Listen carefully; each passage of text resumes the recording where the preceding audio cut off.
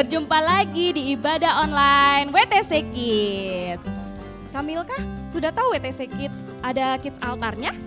Oh tahu, kakak kan jadi grup leadernya kan? Iya, aku ketua kelompok kecilnya. Kakak apa? Ayo dong kak, ajak adik-adik yang lain sama teman-teman yang lain. Bagi adik-adik yang belum ikut, ikutan ya. Dan informasinya ada di Instagram WTC Kids.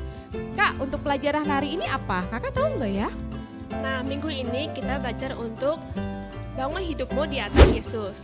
Nah, adik-adik, sebelum kita memulai pelajaran pada minggu ini, mari kita satukan hati kita untuk berdoa dalam nama Tuhan Yesus. Ayo kita mulai ya. Tuhan Yesus, berkati kakak-kakak yang akan membawakan firman pada minggu ini. Berkati adik-adik agar dapat mendengarkan pelajaran dengan baik dan mengerti yang kakak-kakak bawakan.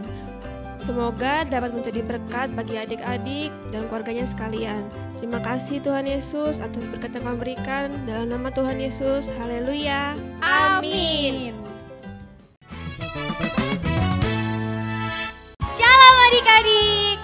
Udah siap semua untuk mulai nyanyi buat Tuhan?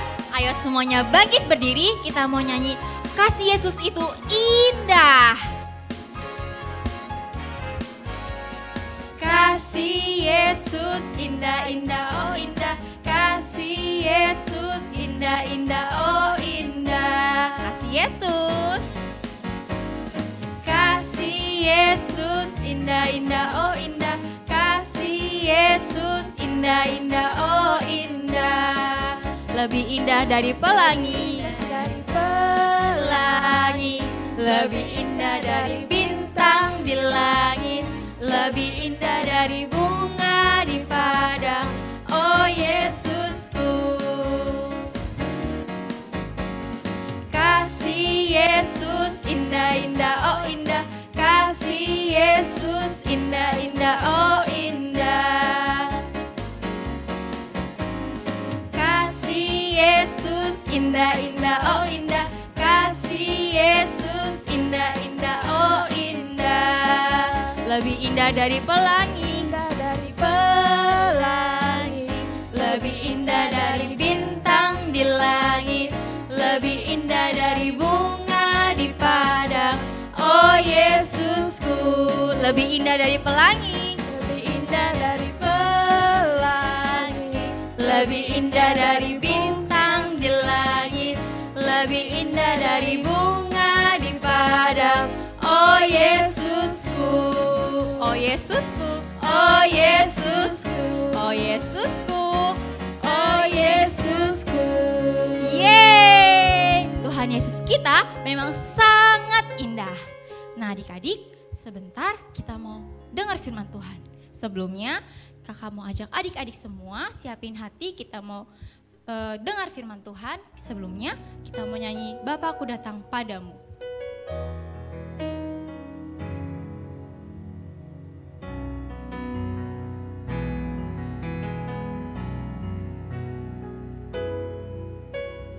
Bapakku datang padamu, naikkan ucapan syukur atas kasih anugerahmu yang indah setiap hari. Pagi hari, siang hari, sore dan malam hari, tak hentinya mengucap syukur atas kebaikanmu. Kita ulang dari awal ya. Bapakku datang padamu. Bapakku datang padamu, naikkan ucapan syukur atas kasih anugerahmu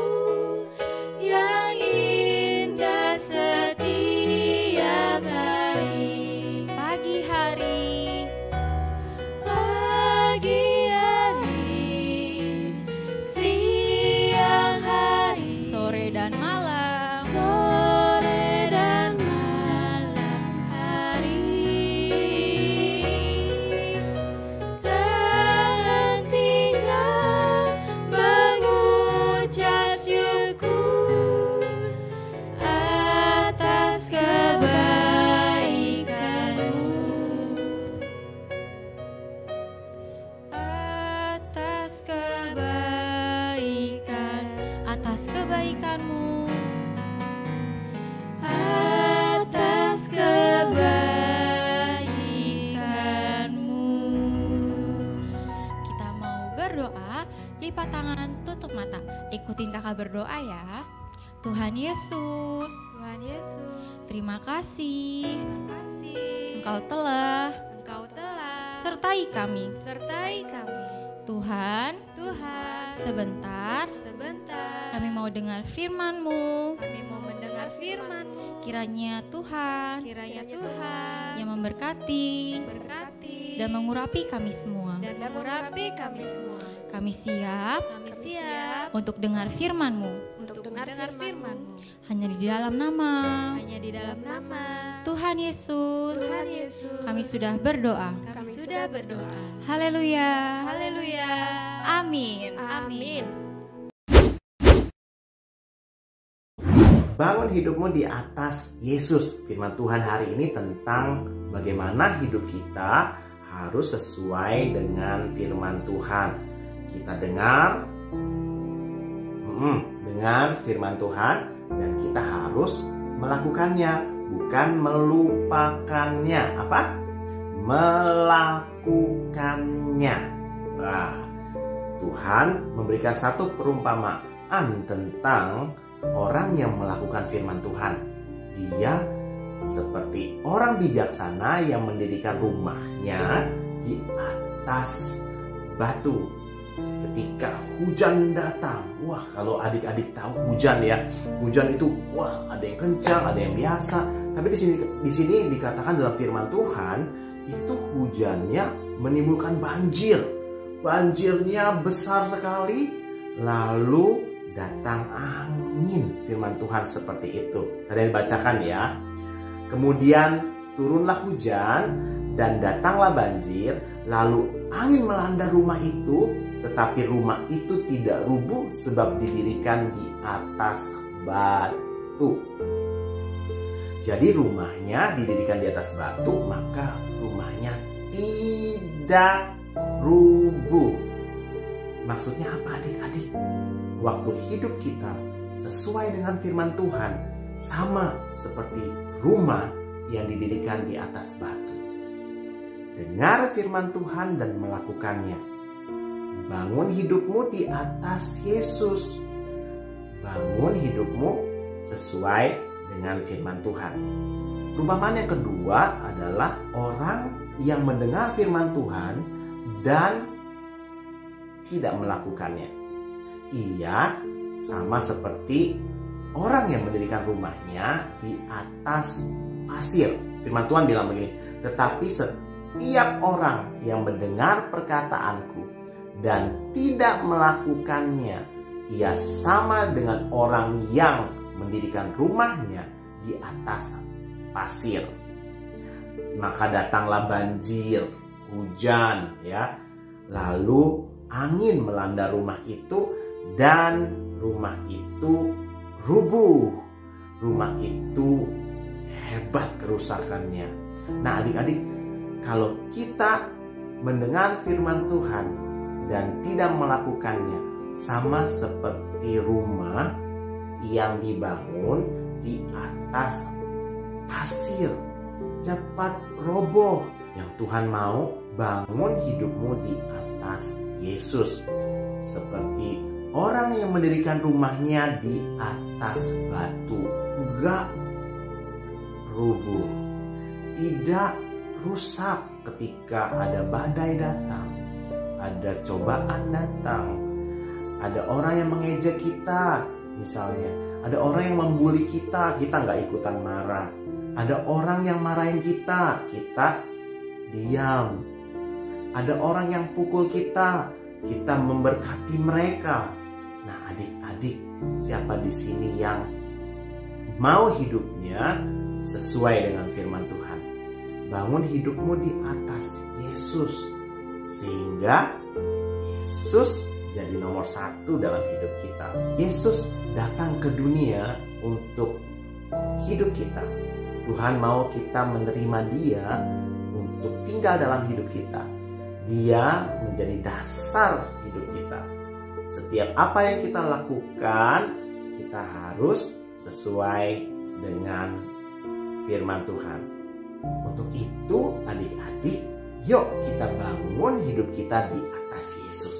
Kita seperti seorang bijaksana yang mendirikan rumahnya di atas batu, bukan di atas pasir. Ellen Sharkovich. Suatu hari, adik-adik, Ellen Sharkovich sedang menonton berita di TV. Berita penting hari ini. Yang dia baca akan dibuka sebuah perumahan yang baru di Sandyland. Karena tingkat ekonomi di Sandyland bagus dan para developer Sandyland akan habis-habisan membangun perumahan ini sehingga menjadi perumahan yang terbaik di seluruh kota. Sandyland terkenal karena pantainya yang berpasir, tetapi pondasinya sangat lemah. Para pembangun dan pengembang perumahan memberikan kepastian kepada seluruh warga kota bahwa mereka memiliki pondasi batu yang baru yang kokoh di bawah pasir. Tapi adik-adik, Ellen tidak percaya pada pengembang perumahan dan para pembangun.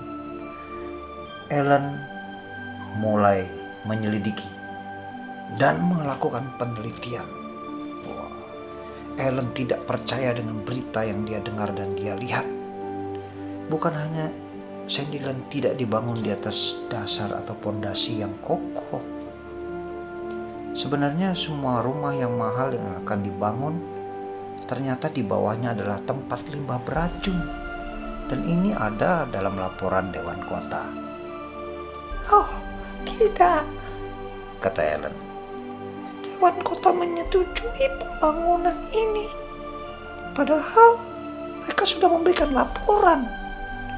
Tidak mungkin kan sebuah kota dibangun di atas dasar pondasi yang tidak bagus. Apalagi ini di atas tempat penimbunan limbah, sampah beracun." Nah adik-adik, setelah dia terus membaca, Ellen melihat laporan yang ditulis oleh Dan Sharketer, yaitu pemimpin perusahaan yang akan membangun di Sandyland. Semua petugas kota percaya tanpa melakukan penelitian lagi. Di sini adik-adik, Dewan Kota membuat kesalahan. Bukannya memeriksa kembali apa yang menjadi laporan si Dan Sharketer, tapi hanya percaya apa yang dikatakan Dan Sharketer yang licik, di mana Dan Sharketer berhasil meyakinkan Dewan Kota bahwa di Sandyland aman kalau mau dibangun bangunan yang baru. Nah adik-adik, dokumen resmi kita adalah firman Tuhan. Firman Tuhan ini mengatakan kepada kita bagaimana cara membangun hidup kita di atas Yesus. Yang pertama-tama harus kita lakukan, kita harus mengenal firman-Nya. Kita tahu apa yang aman dan apa yang tidak aman. Kita tahu karena tertulis dalam Alkitab. Nah adik-adik, sudah sangat jelas bahwa Sandyland adalah daerah terlarang karena dia ada di atas timbunan limbah beracun. Namun para pembangun atau kontraktor tidak menghiraukan laporan itu. Yang mereka pikirkan hanya uang, dan uang. Mengetahui hal ini adik-adik, Ellen tidak tinggal diam. Dia pun coba berusaha menghubungi Pak Pendetanya dan menyampaikan apa yang sedang terjadi. Lalu Ellen dan Pak Pendeta berusaha untuk menghentikan pekerjaan pembangunan. Ellen terus berteriak kepada pengerja yang sedang bekerja, "Hentikan! Kalian tidak membangun di atas dasar yang kokoh dan itu sangat berbahaya. Di bawah kalian itu adalah limbah beracun. Itu berbahaya sekali." Tapi adik-adik, para pekerja tidak peduli, tidak menghiraukan teriakan dari Ellen, karena mereka hanya dibayar untuk pekerjaan mereka. Lagi pula, bukan mereka yang akan tinggal nantinya di Sandyland. Lalu adik-adik, karena Ellen dianggap mengganggu, lalu dia ditangkap dan dimasukkan ke dalam penjara. Di dalam penjara, Ellen pun tetap berusaha untuk menceritakan hal ini kepada polisi yang ada, yang juga tidak bisa berbuat apa-apa. Ellen katakan pada Pak Polisi, "Tolonglah Pak, kalian harus melakukan sesuatu." "Baiklah Nona, kami akan memberikan selebaran ini kepada para pengembang atau pembangun. Ya, mungkin saja mereka belum tahu kalau di Sandyland di bawahnya itu sebenarnya limbah beracun." Lalu adik-adik polisi memberikan flyer itu kepada para pembangun dan pengembang. Lalu adik-adik mereka mengadakan pertemuan rahasia untuk membahas keadaan ini. "Nona Ellen ini bisa menghancurkan rencana kita. Kalau orang-orang mulai mendengarkan dia, kita bisa bangkrut." Itu yang dikatakan dan Sharketer adik-adik. "Kalau kita mau orang-orang pindah ke Sandyland begini saja, kita pertama-tama harus membangun kepercayaan mereka dulu. Dan kita harus menutup mulut si Nona Ellen ini." Lalu dan Sharketer pun mempunyai ide cemerlang. "Begini saja, kita tawarkan kepada semua penduduk sesuatu yang gratis. Seperti sambungan TV kabel yang gratis, internet gratis. Dan kalau mereka tetap tidak mau, kita tawarkan gratis sambungan satelit dan harga potongan 500.000 dari uang sewa mereka." Nah adik-adik, semua orang berpikir bahwa itu adalah ide yang luar biasa. Lalu mereka mulai mendiskusikan segala cara untuk membangun di Sandyland dan mengatakan bahwa mereka membangun di atas pondasi batu yang kokoh. Lalu Ellen pun dibebaskan dari penjara dan membuat lebih banyak selebaran untuk dibagikan. Namun adik-adik, orang-orang mulai mentertawakan Ellen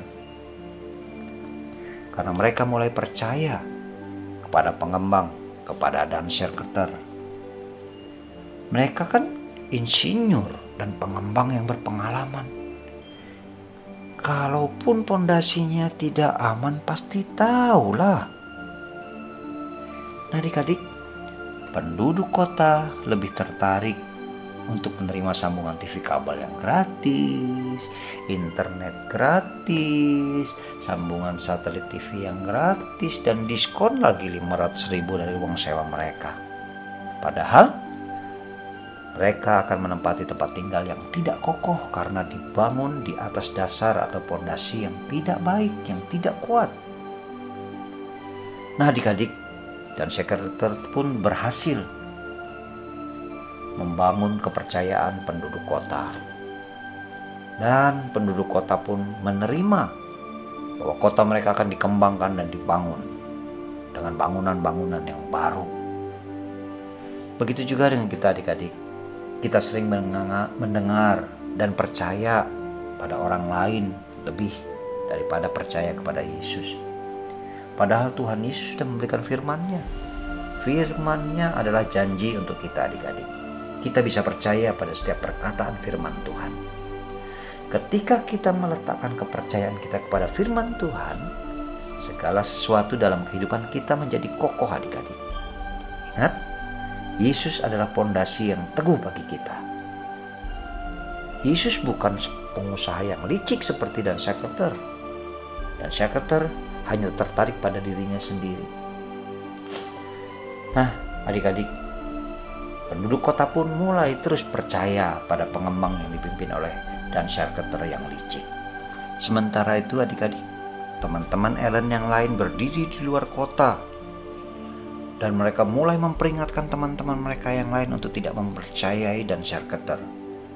Dan mereka meminta teman-teman mereka untuk memikirkan masa depan mereka. Karena mereka pun tahu bahwa kota yang akan dibangun pondasinya tidak kokoh. Bahkan apapun yang akan dibangun akan runtuh. Tapi adik-adik, penduduk kota tidak peduli. Mereka lebih memilih mengikuti tawaran dari Dan Schachter yang licik dan jahat. Lalu kota pun mulai dibangun. Penduduk mulai pindah menghuni Sandyland yang baru. Dan mereka tidak peduli dengan pondasi yang tidak kokoh. 2 tahun kemudian, mereka mulai tidak puas di tempat yang baru. Mereka ingin menambah lebih banyak lagi bangunan. Mereka mau lebih banyak toko. Mereka mau lebih banyak kamar tambahan di rumah mereka untuk disewakan. Dan mereka pun mulai membangun di Sandyland. Mereka membangun, dan membangun. Sampai suatu hari adik-adik, mereka menemukan suatu retakan di pondasi sepanjang kota mereka. Di mana-mana, limbah beracun mulai bocor ke seluruh kota melalui pondasi yang berpasir itu. Adik-adik, beberapa dari penduduk kota tidak bisa keluar dari kota dengan cepat. Akhirnya apa? Mereka terjebak dalam limbah beracun. Mereka mati karena pondasi yang mereka gunakan untuk membangun kota bukanlah pondasi yang kokoh. Bahkan di kota mereka dibangun di atas tempat penimbunan limbah beracun yang sangat berbahaya. Itulah akibatnya adik-adik, di saat mereka tidak mengikuti arahan yang benar, tidak mau percaya pada yang benar. Kita harus percaya pada firman Tuhan yang benar adik-adik, apapun yang terjadi. Halo teman-teman, kali ini kita akan membuat rumah dari kertas origami. Bahan-bahannya adalah 1 kertas kosong, kertas origami, spidol yang berwarna, lem, dan juga gunting. Yuk kita mulai. Nah, jadi pertama-tama adalah kita ambil 1 kertas origami, lalu kita lipat.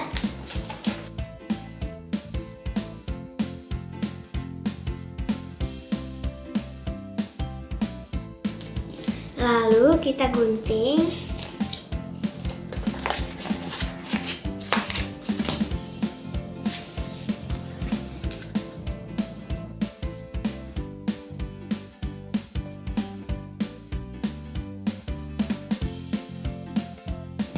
Dan kita tempel.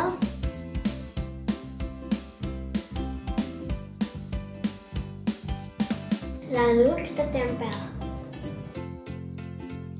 Kemudian kita akan membuat atapnya. Cara membuat atapnya adalah lipat kertas origami bentuknya yang seperti tadi.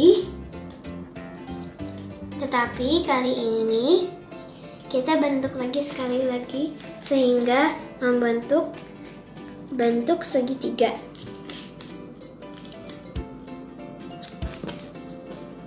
Lalu kita gunting.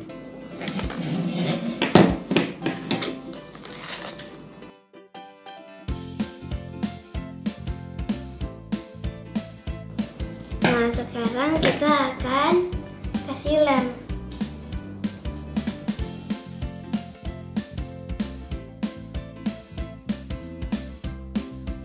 Kemudian kita akan tempel di atas sini.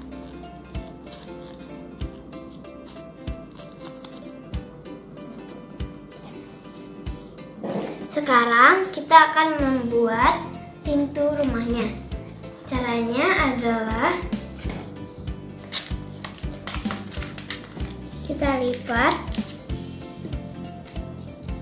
atau langsung digunting berbentuk segi panjang. Nah, sekarang sudah dilem. Sekarang kita tempel di tengah-tengah sini. Nah, sekarang kita buat jendelanya. Dan caranya adalah kita gunting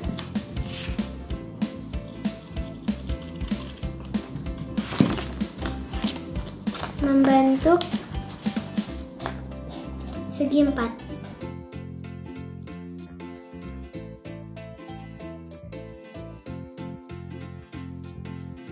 Nah, sekarang ini kita lem.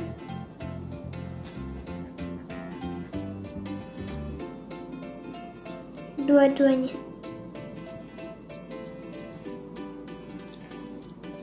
Nah, sekarang kita taruh di sini sebelah kanan dan juga di sebelah kiri.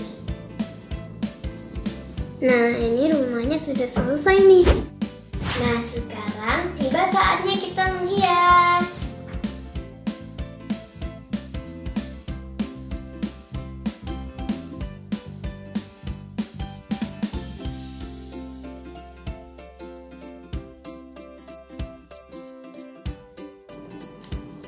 Nah, kalian boleh pakai warna apa saja ya.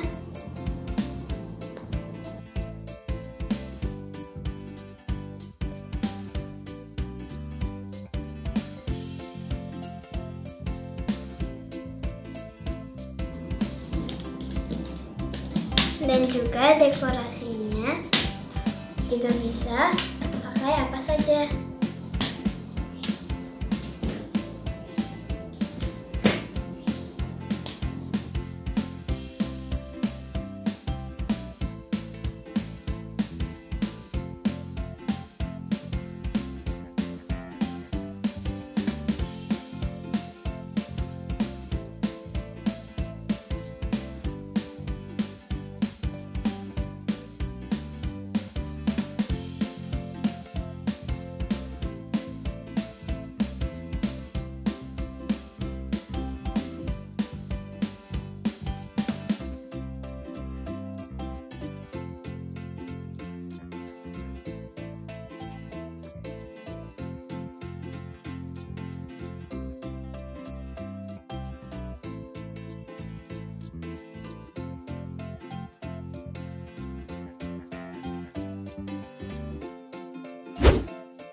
Nah, sudah selesai nih. Bagus kan? Jangan coba ya teman-teman. Teman-teman pasti bisa. Ya, adik-adik, tidak terasa ibadah kita hari ini sudah selesai. Nah, kakak, sekarang mari kita ajak adik-adik kita untuk berdoa sebelum menyelesaikan ibadah pada minggu ini. Terima kasih Tuhan Yesus, kami sudah selesai beribadah Tuhan untuk minggu ini Tuhan Yesus. Terima kasih atas penyertaan-Mu Tuhan, terima kasih Tuhan Yesus untuk pelajaran yang kami dapat, hikmat-Mu Tuhan Yesus yang selalu menyertai kami Tuhan. Dalam setiap pelajaran kami dapat mengerti akan firman-Mu Tuhan Yesus. Terima kasih Bapa, Engkau selalu mengampuni setiap kesalahan kami, dosa kami Tuhan Yesus. Berkati kami Tuhan yang terus akan bersemangat beribadah Tuhan, dan kami akan juga gabung Tuhan di Kids Altar Tuhan Yesus agar kami bisa bersekutu dengan-Mu lebih lagi Tuhan Yesus. Kami akhiri Tuhan ibadah hari ini hanya di dalam nama Tuhan Yesus Kristus kami sudah berdoa dan mengucap syukur kepadamu. Haleluya, amin. Dah, sampai ketemu lagi. Tuhan Yesus memberkati. Jangan lupa ya, ikut Kids Altar.